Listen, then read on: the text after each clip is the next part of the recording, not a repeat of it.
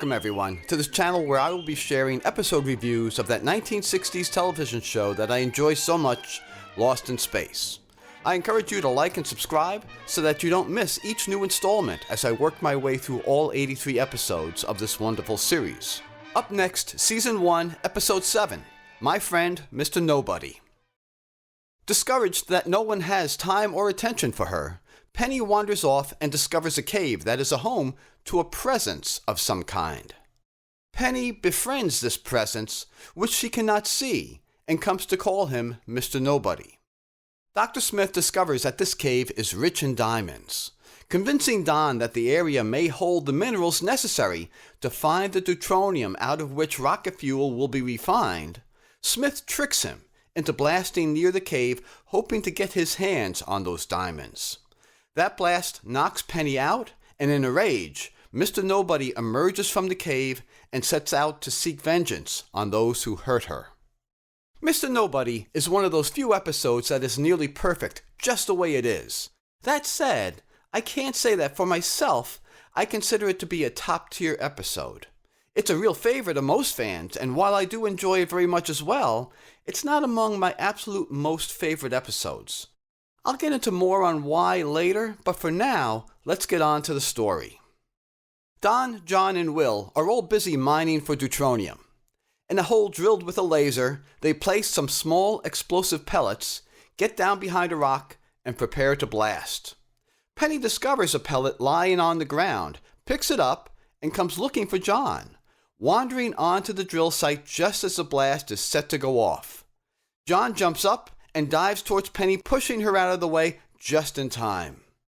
Penny wants to stay and help the men, but John is clear this work is too dangerous, and he essentially shoos her away, suggesting that maybe she can help Maureen with something instead. Maureen, however, had already likewise shooed her away, saying that she also was too busy to have Penny help with anything. Feeling a bit dejected and alone, Penny wanders off to an area that is lush with vegetation near a small body of water.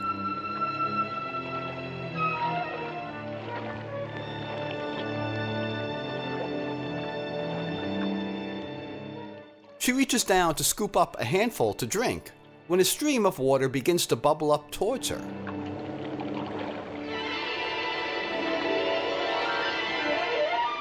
Just as she reaches for the stream, it dies down, and she lets out a "Hey!" That "hey" is repeated by another voice off in the distance. That voice continues to repeat isolated words of Penny's. Assuming that she's just hearing an echo, Penny follows the voice into a cave.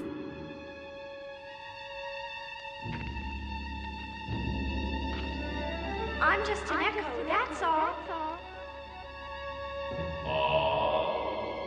Where? Her curiosity gives way to terror as a large rock moves and essentially seals her into that cave.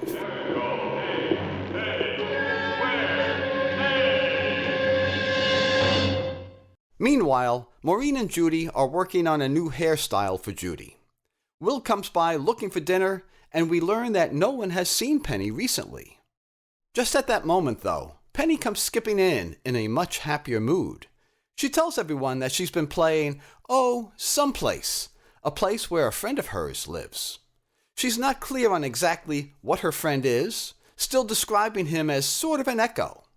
She describes being trapped in a cave by a boulder, but was able to move it with just one finger. Will begins to tease her, suggesting that she's making it all up.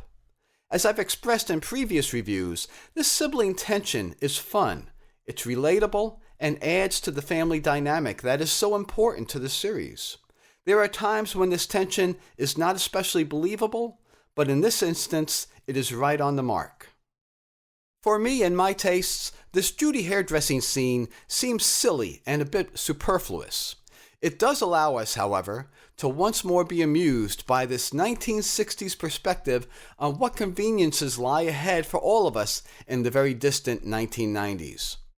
More importantly, though, it builds further on how Maureen and Judy are far too busy to make any time for Penny, Not even enough to hear about her adventurous stories of the day. That even her own mother seems to dismiss everything Penny has to say as a young girl's whimsy, or as she actually calls it, a nice game for her to play. Once more feeling dejected and alone, and recognizing that no one even believes her, Penny wanders back to the cave. As she described, Penny is able to move the rock at the cave's entrance very easily. She enters and begins to engage more with the voice, this presence. It's interesting to watch Penny navigate this. She's clearly curious, but also a bit cautious, maybe even a little bit terrified. Up to this point, the presence has only repeated isolated words. Penny now tries to coax this presence into putting words together so that they may communicate, and gradually he begins to do exactly that. Here, it's worth pausing for a moment to note Penny's place among the cast. John obviously has Maureen. Don and Judy are a couple. Even Will has the robot for a friend. In the case of Penny, her fear of this presence is gradually replaced by a desire for what she wants the most. When she asks, And you will be my friend, won't you? Won't you? Come in. Stay. Stay in. It's easy, though, to become alarmed for her, as this presence begins to express some new words, and those words take on a more menacing tone, especially as the entrance to the cave once more closes behind her. Back at the drill site, Maureen begins to express some concern to John about Penny and the area where she has been, well, as Maureen describes it, playing. John tells her that they've already prospected that area and don't see any danger for her there.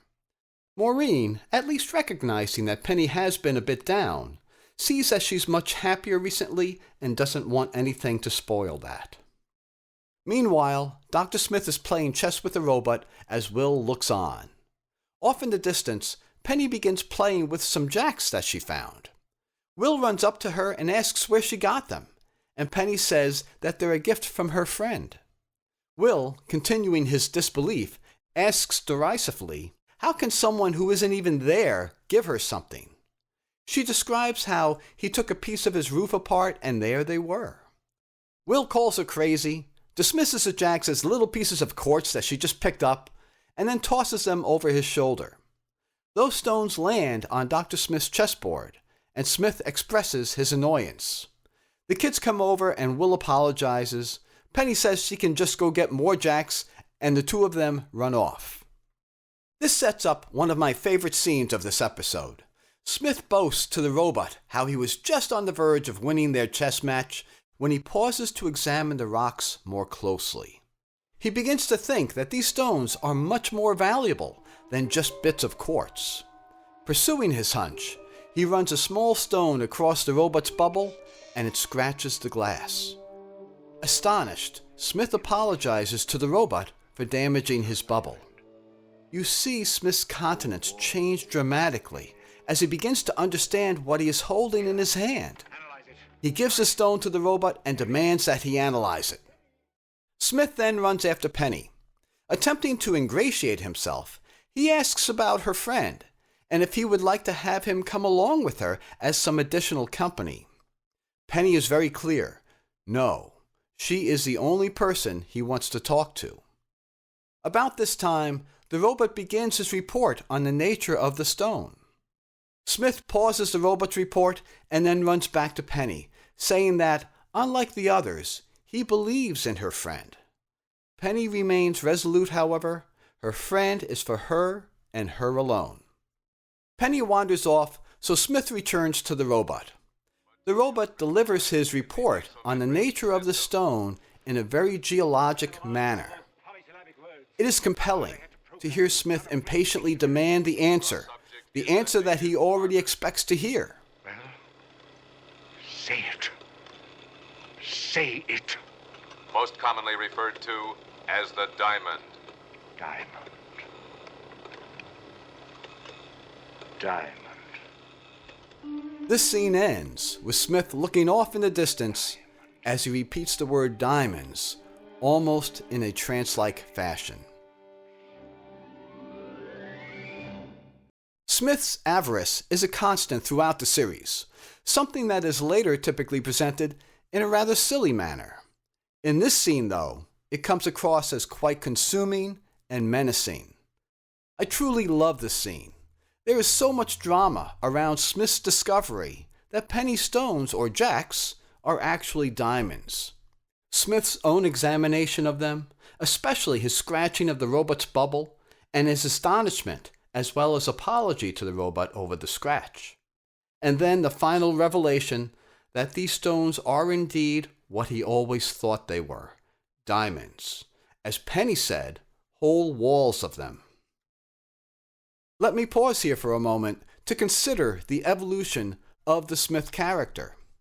We know him to be compulsively greedy. It was, after all, greed that compelled him to sabotage the Jupiter in the first place. By the middle of Season 2, Smith's greed becomes almost cartoon-like, typically played for comedy. Here, while still early in Season 1, greed remains a driving force deep within Smith as a character, but in a much more believable and even dangerous way. That is on display during this scene, and as always, Jonathan delivers a compelling performance. It is a scene made great not so much by the lines, but by the way Jonathan delivers them. The next day, Penny returns to the cave. In a manner, indeed, not unlike Alice in Wonderland. Just outside the cave, Penny speaks with a plant and it responds. Oh, I'm sorry. Good afternoon.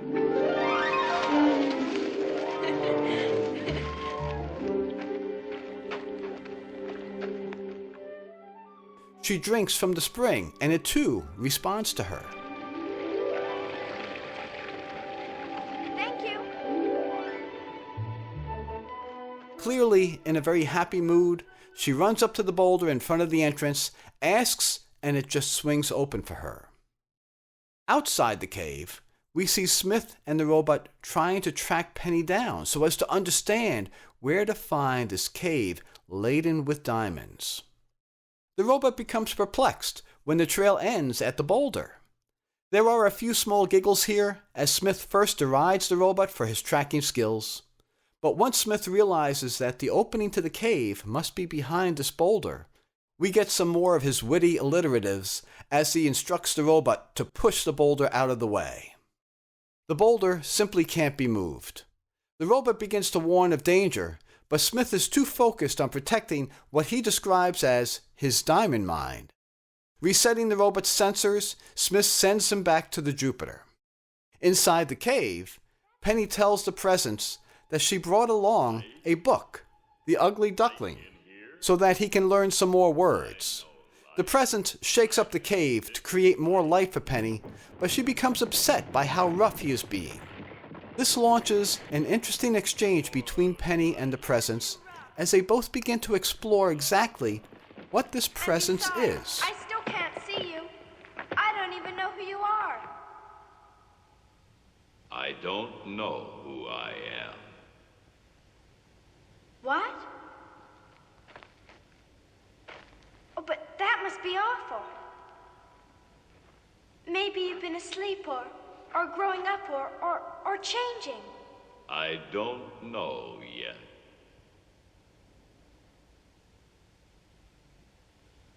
Well, why don't you try to find out? Do you know what my brother calls you? He says you're nobody. 'Cause I can't tell him you're somebody.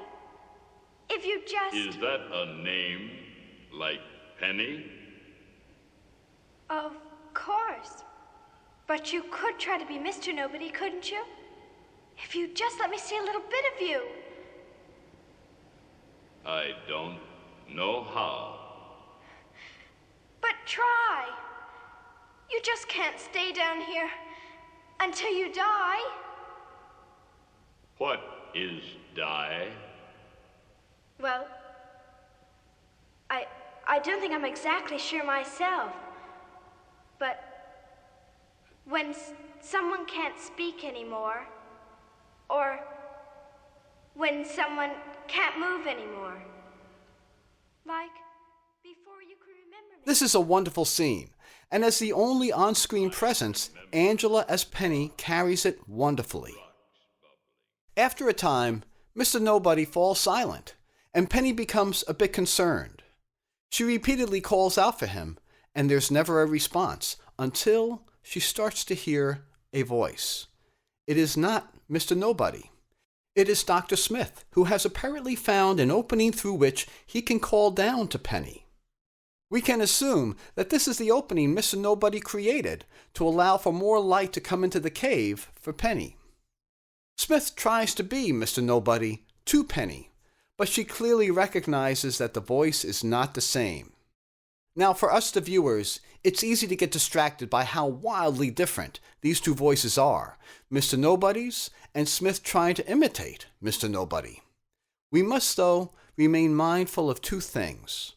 For one, it's never clear if Smith or anyone else can hear Mr. Nobody's voice, so arguably, Smith would not even know what voice it is that he's trying to mimic. Also, Mr. Nobody's voice was added later in post-production, such that even Jonathan himself never knew exactly what voice it was he was trying to imitate. Smith, acting as Mr. Nobody, suggests that he and Penny play a game, and that she should pick up all of the diamonds she can find.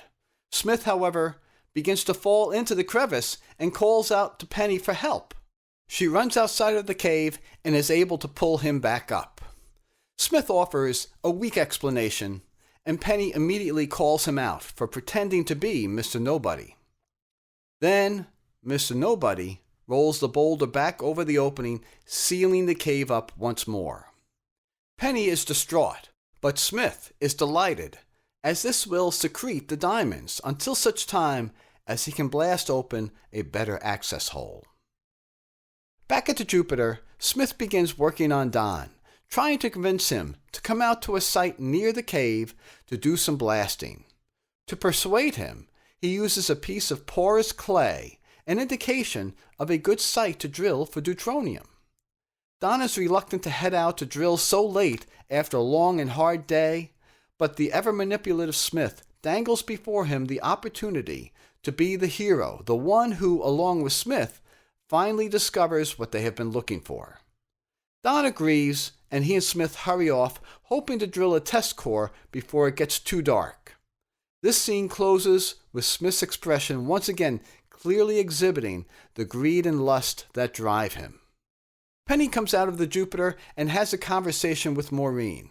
Penny is still trying to understand what Mr. Nobody is and asks if a place or thing can have brains or feelings like people. Maureen says there are many things that we simply don't understand, so yes, it's possible. Just then, Penny catches a glimpse of Smith sneaking about. She was already concerned about Smith and runs back to her mother.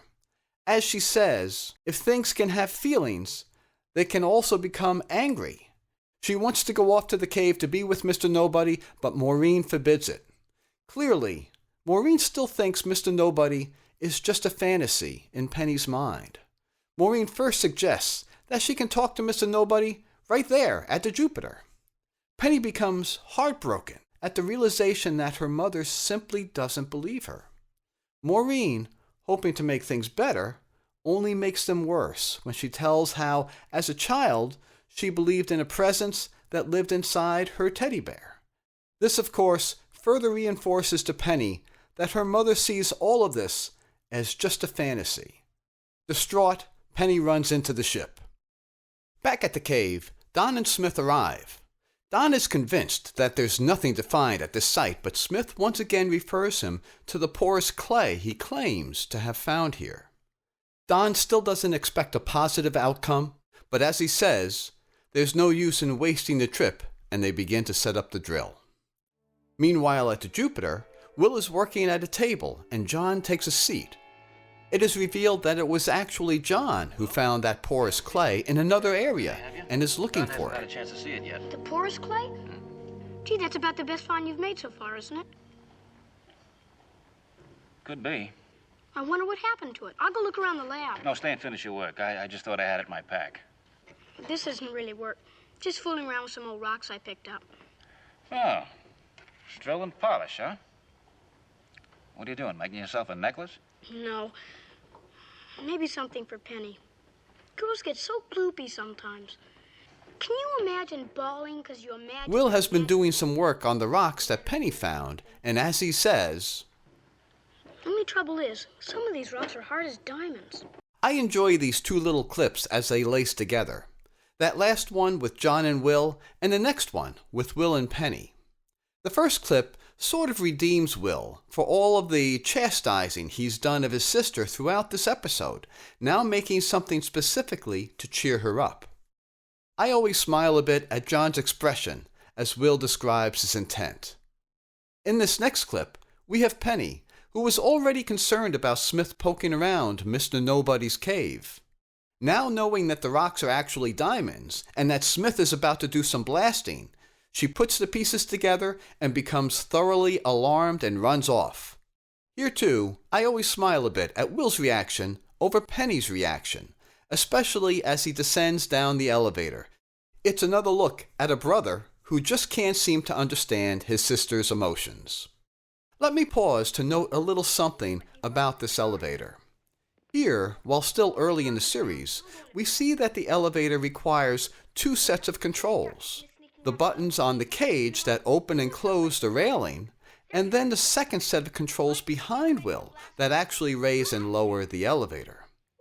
Before long, we see our colonists only needing to press the buttons on the cage to operate the elevator, and that's a shame, as it's these little details that can make the Jupiter and its equipment so cool and so much more believable. Out by the cave, we see Don and Smith working with the drill. Don is losing patience as it is late and the drill is giving them some trouble. It's amusing to see the always lazy Smith, compelled by his own greed, volunteer to jump right in and fix the drill. As the drilling continues, you can see the greed, the anticipation become ever more apparent on Smith's face. Penny runs from the Jupiter and arrives at the cave at just about the time the men are ready to lay the explosives. She desperately pleads for Mr. Nobody to move the boulder and open the passage. After a few moments, he does, and she enters the cave once more. Smith wants to drop a large amount of explosives into the hole, but Don is clear about being judicious, that too much of a blast would leave them unable to sift through the resulting rubble to find what they are looking for. While Don is connecting the blasting wires, Smith clandestinely drops additional pellets down the blasting hole. Now we come to a key scene. First, on the outside of the cave, we have the blast. Later in the series, blasts like this tend to be just a bunch of flash powder. But this blast comes across as very significant, with a lot of debris being thrown up in the air, a very convincing effect. At the same time, we have Penny inside the cave, pleading with Mr. Nobody to come out so that he doesn't die. After the blast, Penny falls to the ground as stalactites and debris fall from the cave's ceiling. As she lay motionless on the cave floor, Mr. Nobody comes to believe that maybe she has died, and now swears vengeance upon those who did this to her. On the surface, after that ferocious blast, Don ponders what went wrong. He discovers the bag that had carried the explosive pellets is now empty, and, rightfully, accuses Smith of having dropped more into the hole. In his typically manipulative manner, Smith finds a way to blame Don for the outsized blast. They survey the result, and Don acknowledges it would take a bulldozer to manage the cleanup, and then says he doesn't even care, as it is now apparent what he thought all along, that there is no porous clay in the area. Smith, always having had his ulterior motive, concedes to Don that possibly he was mistaken. With that, Don begins his walk back to the Jupiter, and Smith follows. Just as Smith catches up with Don, they hear what sounds like a coming storm. In actuality, this is Mr. Nobody emerging from the cave and seeking vengeance on those who hurt Penny. Back at the ship, John and Maureen also hear the gathering storm. Maureen checks in on the children and realizes only now that Penny is not aboard the Jupiter. Beyond the thundering, Don and Smith also begin to feel the ground quake as the force of Mr. Nobody begins to intensify. I'll have to say that I always love these crane shots taken from up high. They show the vastness of the Lost in Space sets, and it really helps to sell the idea of being on an alien planet. There's another blast as Mr. Nobody finally emerges, and debris from the cave rain down on Don and Smith. Smith, driven uncontrollably by his own greed, pauses amidst the chaos to pick up diamonds that are now sprinkling down upon him, along with other rubble from the cave. Don runs back for Smith, and they dash to the Jupiter for safety. There, the storm is already in full rage. Maureen is distraught that Penny is out there somewhere, and John struggles to restrain her from running out into the storm to look for her. We are still at a stage in the series when the robot takes orders only from Smith, but Will is able to have the robot obey by mimicking Smith's voice.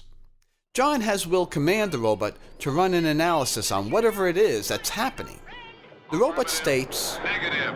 Release a pure cosmic force with antimatter core. It has anger. It will destroy us. That's stupid! Forces and things don't get angry!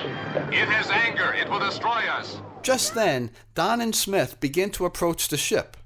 Don is hurt and falls to the ground, but in typical fashion, Smith runs on without him, back to the Jupiter. Judy sees Don and dashes out to help him, and John follows. Smith falls just short of the ship, and Will goes out to him. He asks what Smith has in his hands. Are they diamonds? Smith curtly retorts that they are his. The robot continues to call out his warnings about the danger of this force. John, Don, and Judy make it back to the ship, and John orders everyone inside. Smith, believing that the diamonds are the cause of this entire event, makes what he considers to be the ultimate sacrifice and throws the diamonds away, but the storm does not relent. John commands Smith to order the robot to march out to the force's core and at the right time begin to fire his electrical charges. With the robot on the move, everyone closes up the Jupiter and monitors the event from inside. At the right moment, John tells Smith to order the robot to fire. We see the robot marching through the storm with his electrical charges spraying out in all directions. Just then, Maureen spots Penny running towards the ship off in the distance. With Penny out there, indeed running towards the robot, John orders Smith to have the robot cease fire, but the robot fails to relent, continuing to spray his electrical charge. As Penny runs towards the Jupiter, she calls out to Mr. Nobody, pleading with him not to harm them. Please don't hurt them! Don't hurt anyone! I love them! I love them just like I love you! In that moment, there's a pause in the storm as Mr. Nobody considers the word love. Love you. I love you too, Penny.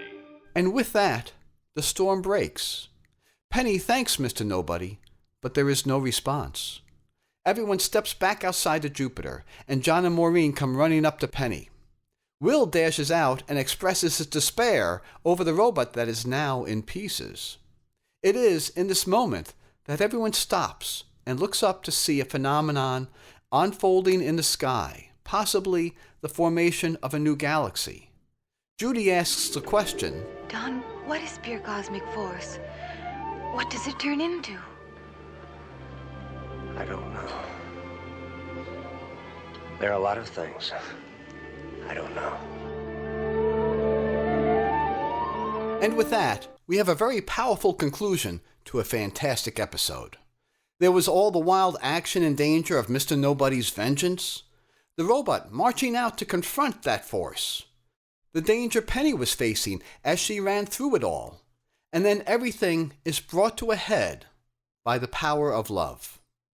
There are times when we have a great Lost in Space episode that concludes a bit weakly. Certainly not this time. Now we have a scene setting up our next episode. During my last review, Welcome Stranger, I said that cliffhangers were no longer cliffhangers, that they become mostly just a preview of the next episode. While that is still true here, we do have a nice bit of continuity between this episode and our next. Smith is completing repairs on the robot as Will comes along, swinging a necklace he made for Penny out of Mr. Nobody's diamonds.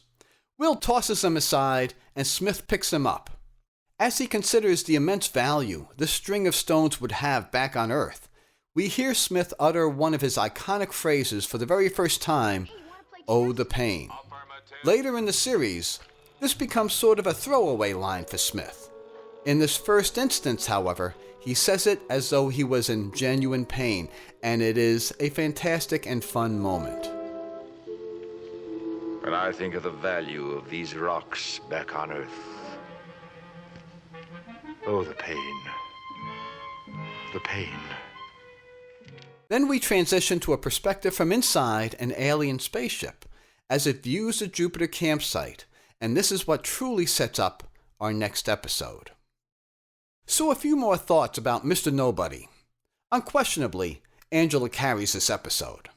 There are many substantial scenes where she's the only character on screen, and they are all fantastic. Angela is a wonderful actress, all the more so given her young age, and those skills are amply displayed here. As you watch, you find yourself wondering where this young girl gets the courage to venture into a cave and carry on speaking with a strange creature that she can't even see. That kind of courage from a young girl should be unbelievable, but Angela absolutely pulls it off wonderfully. This episode has a fantastic climax and a rather extended one at that. The power of the Force is believable and it looks spectacular. The handheld camera work also adds to the chaos that's playing out for us. There are great shots of the robot coming right at the camera with his electrical charges firing off in all directions. It all contributes to a lot of action and drama, all capped off by Mr. Nobody's ongoing metamorphosis and, of course, the power of love. It is also worth calling attention to the musical score for this episode, as it is truly wonderful and genuinely adds to the feel of this episode. I love the full catalog of Lost in Space music, and the music written by John Williams for this specific episode, my friend Mr. Nobody, is a standout. While there are typically a few key elements in each episode I wish were done differently, so as to make an episode even stronger, I think Mr. Nobody is one of the few that are great just the way it is. That said, there are a couple of minor things I could have done without. There's Judy's hairstyling scene, for one instance. Throughout the series, Judy is portrayed as rather vain, always busy with her hair or a dress, while others are carrying on with the important tasks of basic survival. This is only the first of what will be very many instances of what I will refer to as Judy's vapidness, and it is as disappointing as it is unnecessary. After all, while still trying to scratch out an existence on an alien planet, an unknown rock in space, it's a little embarrassing to hear Maureen and Judy debate whether this or that hairstyle would be the best choice. There's also some oddness as Mr. Nobody emerges from his cave and starts to lash out at Smith and Don. I always tend to cringe a bit at Mr. Nobody's rather clunky proclamation that he will destroy those who killed Penny. It's just a little obtuse, if not even unnecessary, especially since his intent is already clear to us as the viewer, and it seems neither Don or Smith nor anyone else can hear him anyway. In fairness, these are really very small matters across a wonderful episode, but they do always catch my attention and take me out of the fun just a bit. So how do I rate and rank this episode? Looking at these episodes in order, Mr. Nobody is the first one to which I will not assess an A+. I know that many fans rank Mr. Nobody much more highly than I do, so I need to challenge myself a bit on my rating and ask that question, why do others enjoy it so much more than I do? Maybe it's the 6-year-old boy in me that simply enjoys episodes that revolve around Will more than those that revolve around Penny. Maybe because it feels less like a space science fiction kind of story and more of a fantasy one. Ultimately, I'm still not even sure. That said, I do fully recognize how wonderful this episode is and I do very much enjoy it. So with that in mind, I grade Mr. Nobody as an A. Only a very small step down from top tier episodes. I promise there will be some B's, C's, D's, and even a couple of F's before I work my way through the entire series, so I still unquestionably view this episode as excellent. I rank it 17th for the season. That puts it squarely in the middle of how I rank all Season 1 episodes. While that may seem to be a low ranking, it really is more a reflection of how much I truly enjoy so many of the other episodes across all of Season 1. Looking at the full series, I rank Mr. Nobody as 24th, easily in the top third of all episodes. Here now, let me give the last word to the star of this episode, Penny Robinson. Oh, maybe. I asked Daddy if it's only people that can have brains, and he said very few of them do. If you would like to see the full series, at the time of this recording, it presently airs for free on MeTV. That said, you can still find the series on DVD. Better still, pick up Lost in Space on Blu-ray. On that set, the image quality has been sharpened, and there is some excellent bonus material, including commentary by some of the cast. Like I said, I'm a fan, and for me at least, the Blu-ray is a must-have. I hope you enjoyed my thoughts on my friend, Mr. Nobody. One of the things I enjoy most about sharing reviews like this is how different fans perceive each episode quite differently, and I invite you to leave your own perspectives below in the comments. Most of all, I hope you will come back to join me when I review our next episode, Invaders from the Fifth Dimension. Another excellent episode. Once again, I recommend subscribing so that you don't miss each new installment. Thanks for watching.